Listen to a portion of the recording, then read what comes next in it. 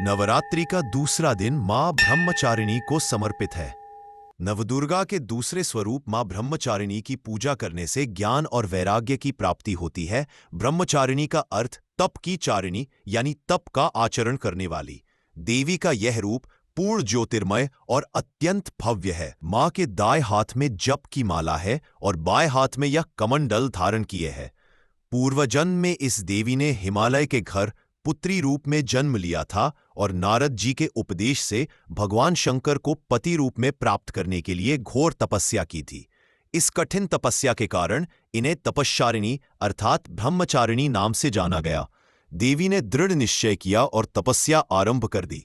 1000 वर्षों तक केवल फल फूल खाकर जीवन बिताया। फिर 100 वर्षों तक केवल शाक पर निर्वाह किया।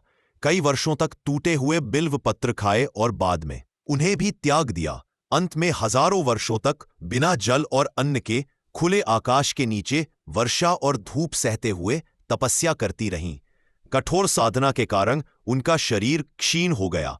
पत्तों को भी त्याग देने के कारण उनका नाम पड़ा अपर्णा। देवता, ऋषि, सिद्धगण, मुनि सभी ने ब्रह्मचारिणी की तपस्या को अभूतपूर्व पुण्यकृत्य बताया, सराहना की और कहा, हे देवी, आज तक किसी ने इस तरह की कठोर तपस्या नहीं की। यह आपसे ही संभव थी। आपकी मनोकामना परिपूर्ण होगी और भगवान चंद्रमौली शिवजी तुम्हें पति रूप में प्राप्त होंगे। अब तपस्या छोड़कर घर लौट जाओ।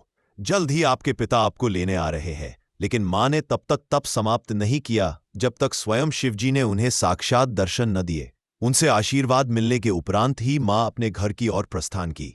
मां की कथा का सार यह है कि जीवन के कठिन संघर्षों में भी मन विचलित नहीं होना चाहिए। मां ब्रह्मचारिणी देवी की कृपा से सर्व सिद्धि प्राप्त होती है। मां का यह स्वरूप मंगल ग्रह का स्वामी है। ब्रह्मचारिणी मां की पूजा करने से लोगों की कुंडली में मंगली दोष का प्रभाव कम होता है।